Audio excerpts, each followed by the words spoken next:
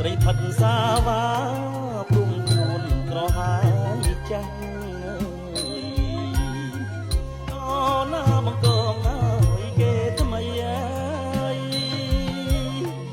អូណាមកកងអើយគេថ្មីអើយកាំងខ្លាយអើយពេកណាស់មានពេញប្រាក់កាយវាពេញ